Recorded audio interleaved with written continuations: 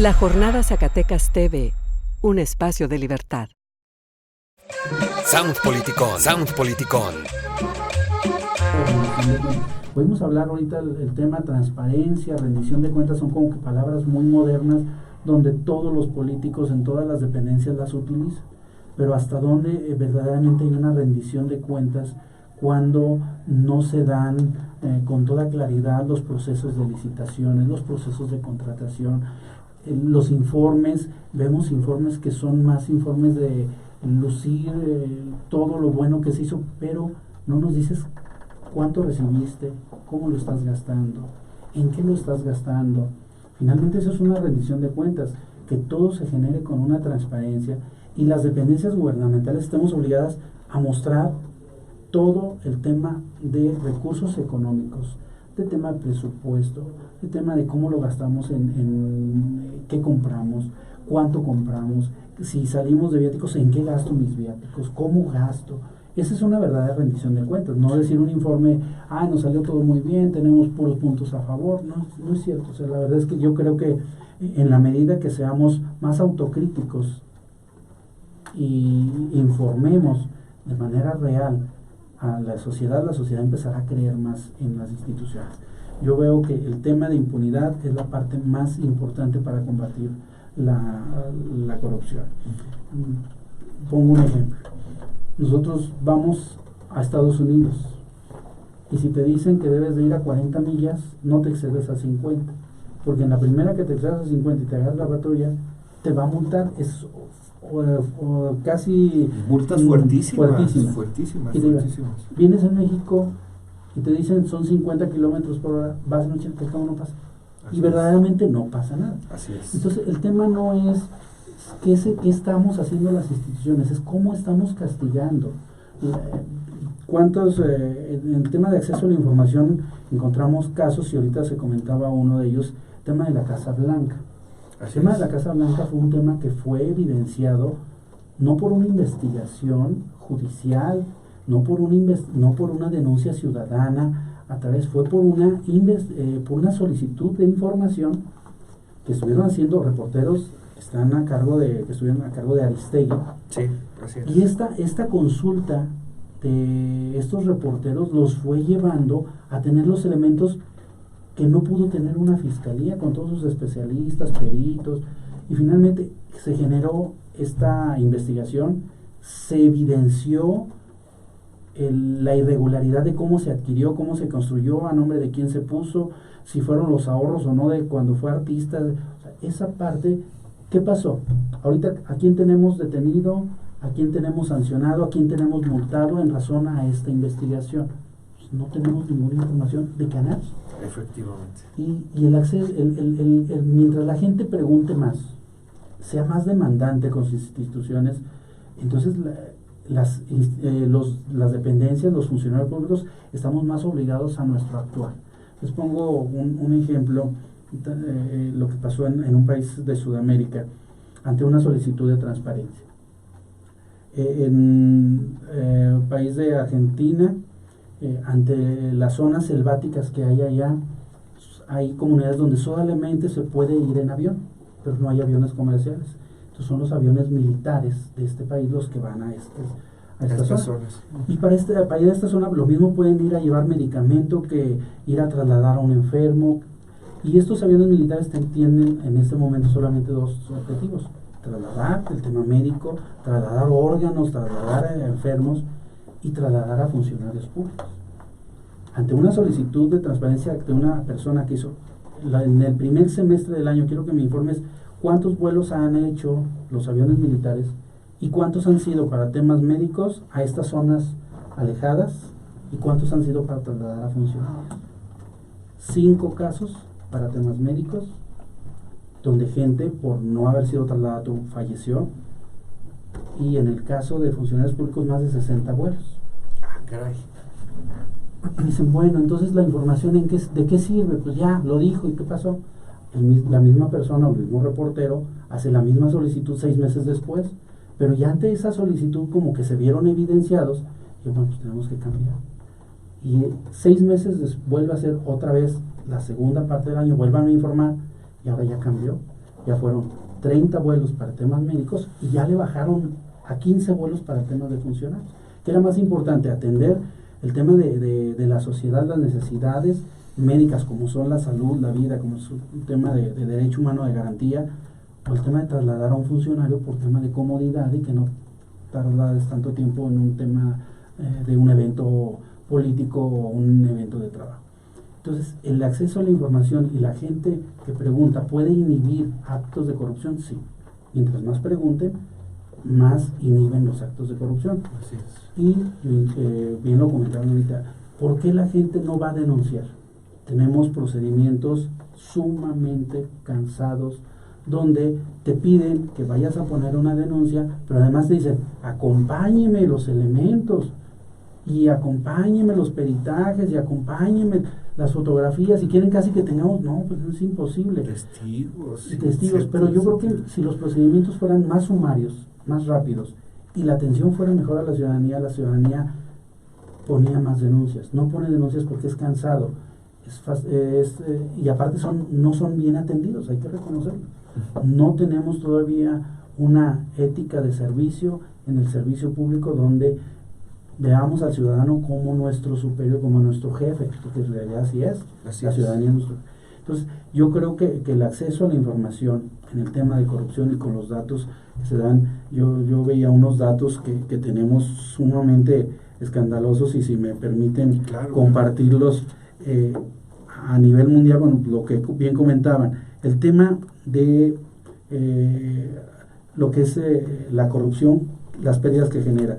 Y estos son datos de la Organización de las Naciones Unidas. Dice, cada año se paga $1 billón en sobornos.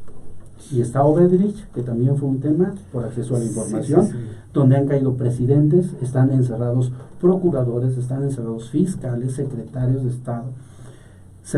Y se calcula que se roban $2.6 billones anuales mediante la corrupción, suma que equivale a más del 5% del Producto Interno Bruto Mundial.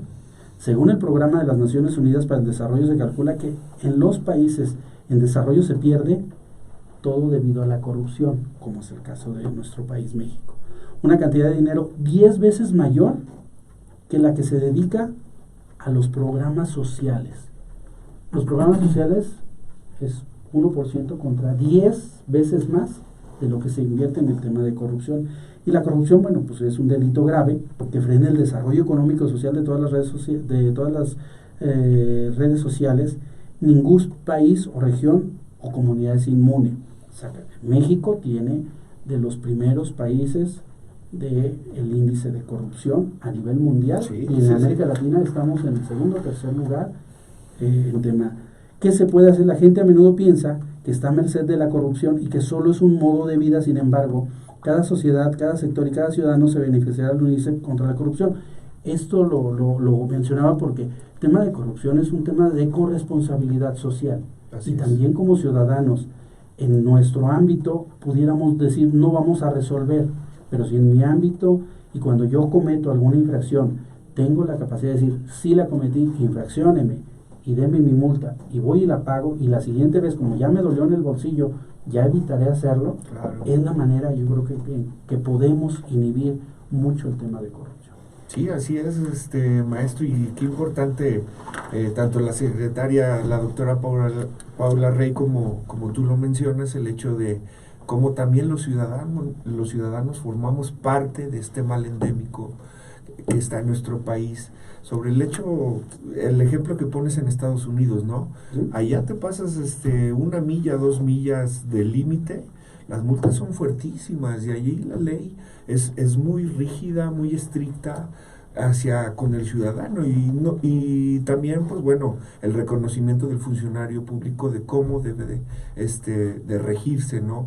Sin el tema de los sobornos. Aquí en México, pues, no se diga, tocayo, ¿no? El hecho de que nosotros contribuimos con el hecho de pasa algo, por ejemplo, tránsito, ¿no? Para nosotros es más fácil, como lo mencionas, antes de pedir la infracción, pues pedir a ver de cuántos se puede dar chance para evitar la multa, ¿no? Y eso es algo ya cultural, ¿no? En nuestro país, el hecho de que nosotros contribuyamos precisamente estas cifras que nos compartes muy preocupantes, ¿no, tocayo? Sí, yo creo que hay un vacío justamente de Estado, aunque hay un gran andamiaje de instituciones, de legislación, que de alguna manera procura combatir la corrupción. Vivimos en un país de simulación total. Entonces, por mucho que haya este andamiaje de instituciones, de leyes, sigue siendo un país que simula que combate la corrupción, una sociedad que también, digamos, es condescendiente con ella. Entonces, creo yo que incluso podría cuestionar eso, que a lo mejor, aunque haya más acceso a la información, no necesariamente inhibe los actos de corrupción, porque podrá haber muchísimos solicitudes de información, por ejemplo, para ver cuántos topes hay en un municipio, o para preguntar si, o sea, una serie de preguntas que no necesariamente están inhibiendo las glorietas famosas que podemos, cuando menos, presuponer que conllevaron actos irregulares, o un centro cultural que está, un armatoster que está abandonado, y que la gente cada que pasa por ahí se preguntará, ¿y esto qué? ¿No? O lo de la estafa maestra, ¿no? Que son millones y millones y millones que todavía los mexicanos estamos preguntando, ¿dónde está ese dineral? ¿Dónde está repartido? ¿Dónde está invertido? ¿Dónde está escondido? ¿Quiénes participaron? Y lo que todos estamos esperando, ¿no? Que caigan las cabezas principales de todo este lecho, pues, ¿no? Tan lamentable. Y no solamente eso, ya lo comentábamos también fuera del aire, Carlos, lo del Estela de Luz, que también fue otro monumento. Estela de Luz, los compras que hizo Fox con las toallas, las casas estas de Malinalco, no solo la Casa Blanca. Es decir, hay un catálogo impresionante bueno, pero vamos a ir a un corte, me parece. Sí, bueno, ya regresaremos también para que nos platiquen esta nueva dinámica desde la perspectiva de las instituciones que manejan con este nuevo gobierno. Recordemos que, pues bueno, el eje transversal de este gobierno es precisamente el combate a la corrupción. Esa tarea se dio este gobierno de bajar los índices, y se está incluso apoyando presupuestalmente en ese combate para poder tener mejores rendimientos en el uso público de los recursos, ¿no? Uno de las banderas con las que llegó Andrés Manuel López Obrador a la presidencia, y que también la gente, la ciudadanía, la población de México estaba hasta el copete literal del copetudo de Enrique Peña Nieto y de sus antecesores. Es decir, había una serie, un catálogo impresionante tenemos en este país de actos de corrupción que son ofensivos, que son que parece que nos están tomando el pelo, viéndonos la cara a los mexicanos. Entonces eso provocó también que Andrés Manuel López Obrador tuviera ese plus y ese empuje que lo llevó a la presidencia. Entonces es algo que no hay que perder de vista, y ¿no? Tenemos un andamiaje importante, tenemos instituciones, pero ya lo decíamos, la corrupción y la impunidad, estas hermanas siamesas, no pueden ir separadas. Es decir, la impunidad ha hecho también que la gente descrea, ha hecho que la gente no confíe en estas instituciones, y ahí están todos estos casos que la mayoría siguen impunes. Así es, bueno, yo ahí sí diría, efectivamente, tenemos que combatir la impunidad, pero estamos hablando de una acción correctiva. O sea, mientras no combatamos la impunidad, no vamos a poder recuperar la confianza ciudadana. Así es. Por otro lado, también no se trata de estar siempre sancionando, tenemos que apostarle a que cambie el status quo de las cosas. O sea, tenemos que cambiar la cultura ciudadana, donde logremos que se interesen, que la población se interese en participar en el quehacer público. Necesitamos despertar ese interés de decir, ¿sabes qué? Tú puedes ser contralor social ciudadano, tú puedes vigilar, precisamente lo que hablaba el licenciado Samuel del tema de la rendición de cuentas. O sea, sí, la transparencia te dice, aquí está la información, tú accedes a la información, esto es lo que se hace, pero hay que rendir verdaderas cuentas de lo que se está haciendo, por qué se está haciendo, a qué se canalizaron los recursos, cuáles fueron los resultados, y lo que no se logró, porque fue lo que no se logró. Pero efectivamente un ciudadano en la medida que tenga la información y que también se le prepare, se le empodere, porque se puede tener toda la información, pero si no sabe cómo interpretarla o realmente qué es lo que necesita para poder actuar de determinada manera y exigir que haya castigos, pues no va a poder avanzar. Entonces también hay que empoderar a los ciudadanos para que ellos sepan cuáles son sus obligaciones, cuáles son sus derechos y puedan exigir precisamente la información que requieren y las cuentas que requieren de los servidores públicos. Pero necesitamos también trabajar en el tema de la ética, y los valores. Entonces, a la par hay que trabajar, yo decía al inicio del programa que tenemos que trabajar a la par todos, cada uno desde nuestros respectivos ámbitos, porque hay que formar ciudadanía en la edad infantil, en los niños, hay que cuidar a los niños, hay que blindarlos para que el día de mañana, cuando sean adultos, no se dejen corromper, ni tampoco sean quienes corrompan a otros.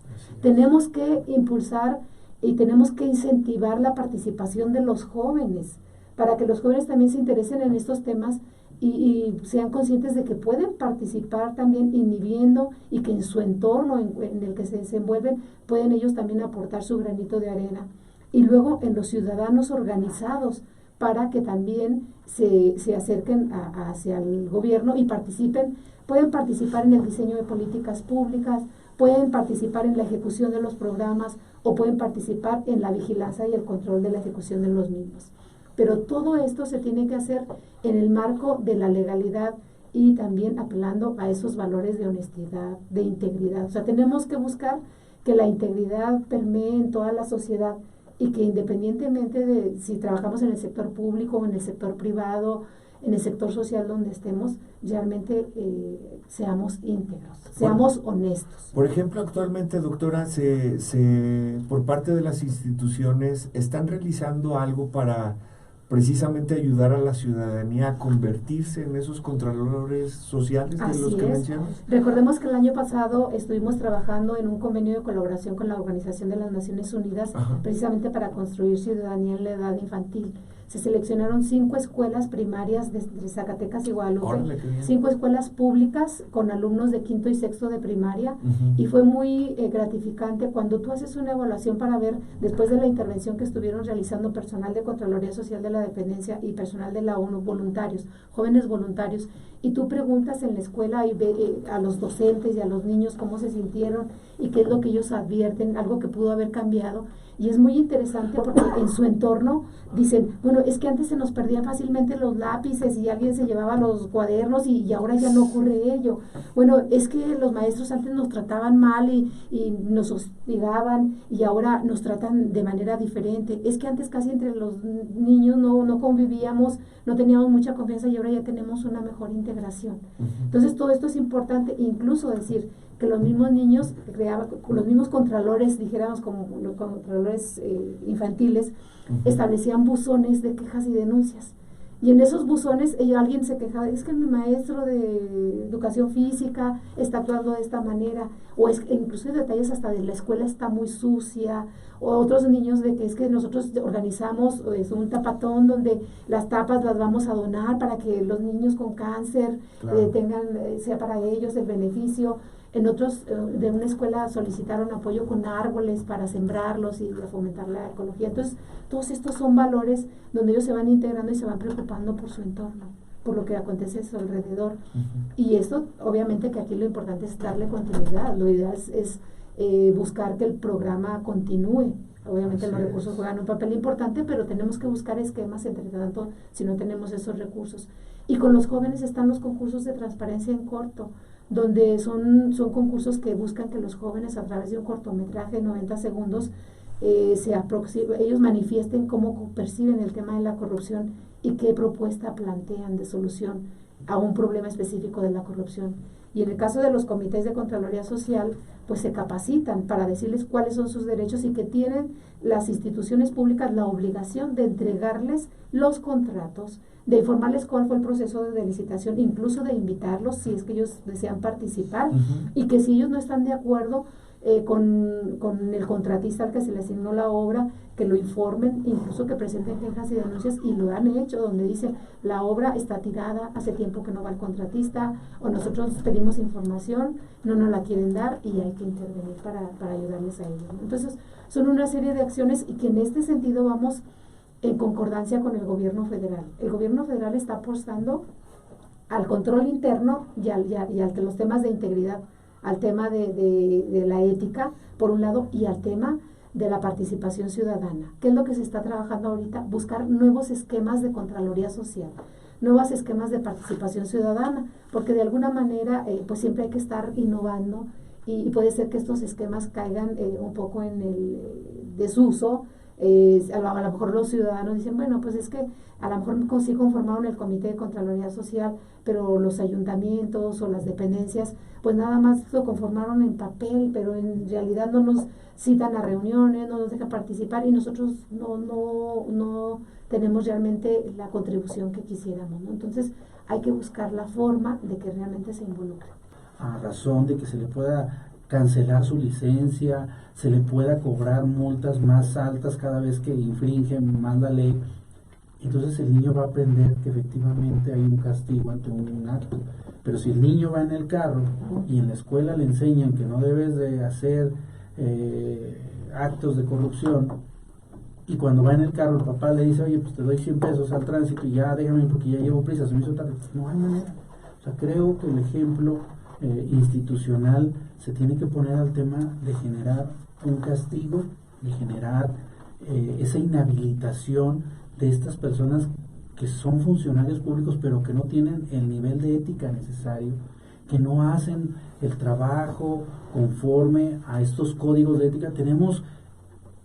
Es increíble, pero México tiene de las mejores leyes en todos los temas, aún en el tema de corrupción, en el tema de transparencia. Pero ¿qué pasa cuando estas leyes no se aplican, como es en el caso de corrupción? Y tenemos también un sistema que en el foro se ha comentado mucho. Tenemos esta parte de una ley de amparo, donde en otros países no lo hay.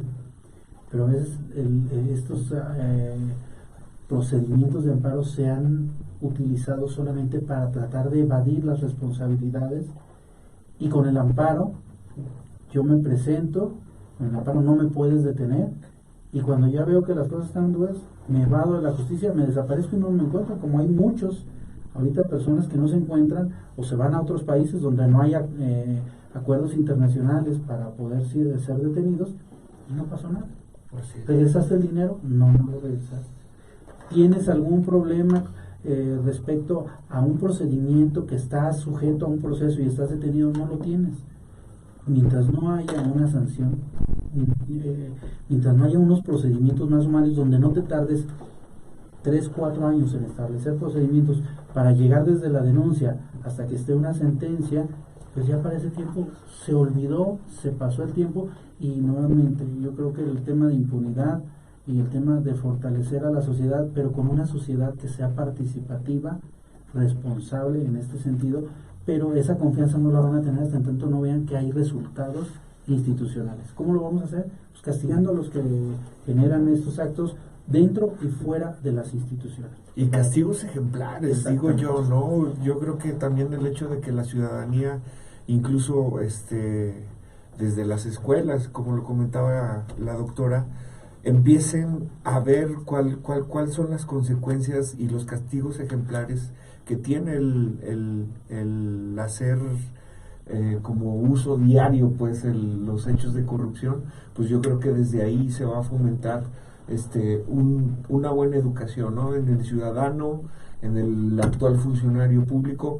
Pero pues bueno, Tocayo, ya nos compartías por ahí unas estadísticas que cada vez que me las comparto Israel Cárdenas también me tocó la cabeza y digo, Dios santo. Pero Andrés Manuel llega en un momento coyuntural precisamente con esos temas donde la sociedad ya estaba harta de todos estos hechos de corrupción que se empezaron a dar con esta nueva era de información, de cómo corre la información tan libremente, ¿no? Ya gracias a las redes sociales. Pero pues también hay que reconocer algo. Uno de los primeros actos, me acuerdo, fue este acto donde el presidente pone fin al neoliberalismo, donde pone como monumento a la corrupción el nuevo aeropuerto internacional de México, Texcoco, donde curiosamente ahora ese monumento de quien señalaba Carlos Slim ahora es socio de uno de los principales proyectos de este nuevo gobierno, como es el Tren Maya. Es ilógico, ¿no? Que también incluso ahora con estas redes progresistas, nuevo partido emanado allá en Chiapas de la absuelta maestra Elvester, donde todos conocemos los hechos de corrupción grandísimos de los que ha sido partícipe la maestra, pero aún así está siendo libre. También vemos cómo el hecho de que este nuevo gobierno voltea la cara ante investigaciones también serias, como lo comentaba ya el maestro, lo de Odebrecht, también voltea la cara ante los hechos de corrupción del hoy comisionado federal de electricidad Manuel Bartlett, y que sigue ahí pendiente ese tema. Pero tú, ¿cómo ves esos temas que siguen estando pendientes en la agenda pública nacional, pero pues bueno, no se está poniendo la atención debida precisamente a ese tema y a ese objetivo de combatir letalmente la corrupción? Sí, no, o sea, por ejemplo, en cuanto al aeropuerto, bueno, estas irregularidades que sí no se ha caído señalaron, ni una cabeza. No, pero salió de la Auditoría Superior de la Federación información también de las irregularidades que hubo ahí. ¿Qué pasó con la Fiscalía? ¿Qué pasó con la Procuraduría? Ahí habría que preguntarnos qué sucedió. Y no creo que le esté dando la cara o volteándole la cara a Odebrecht, porque Emilio Lozoya está prófugo. O sea, no es casual que Emilio Lozoya no esté en el país, sino que esté como también Duarte, como también Pero si le preguntamos hoy a la ciudadanía quién quisieran ver con un castigo ejemplar, si a Lozoya o Enrique Peña Nieto, ¿a ti quién te gustaría? Pues bueno, a Enrique Peña Nieto lo vimos con una peluca y con gorra camuflado en Nueva York, en un restaurante japonés.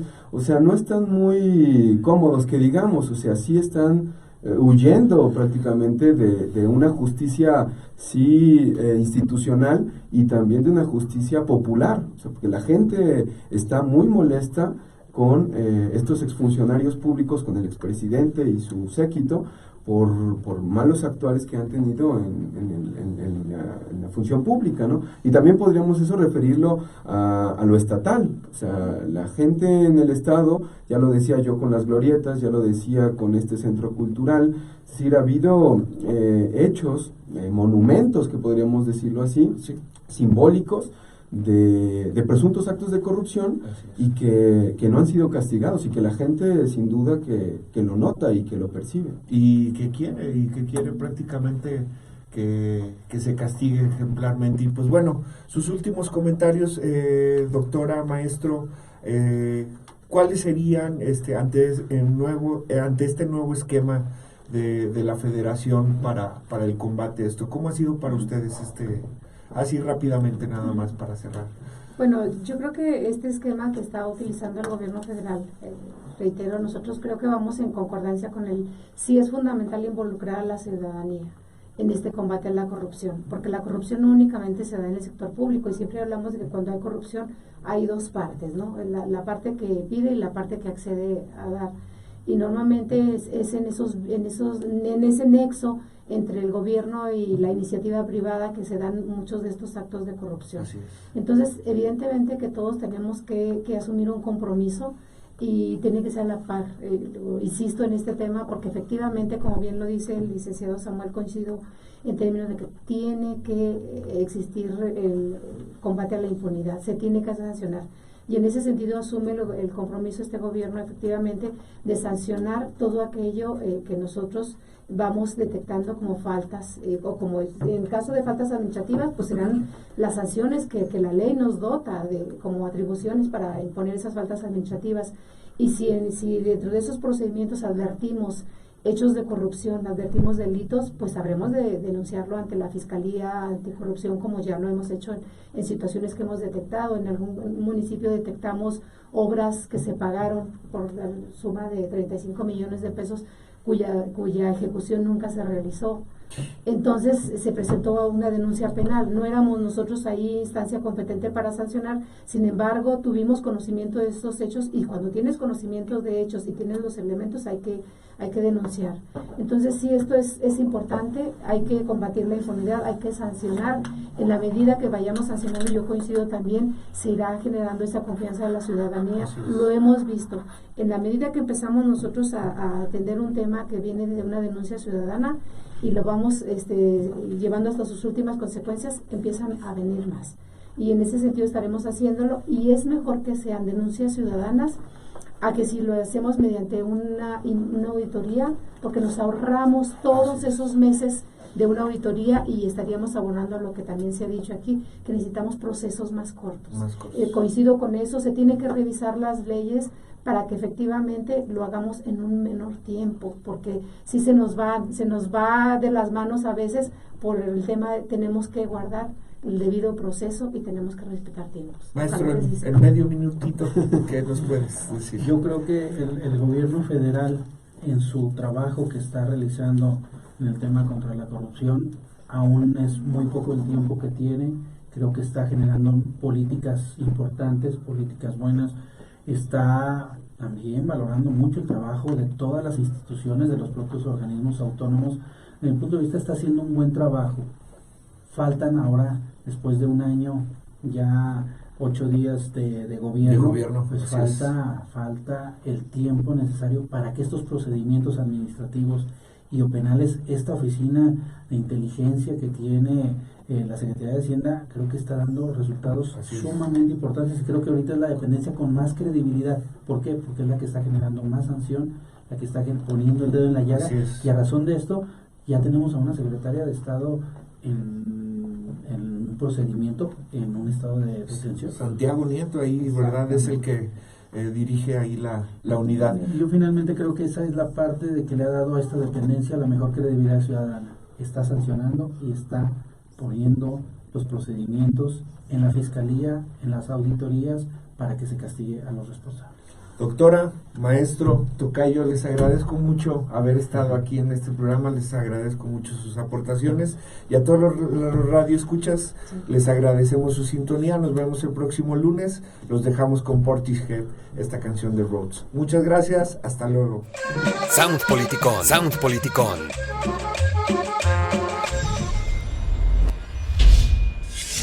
La Jornada Zacatecas TV, un espacio de libertad.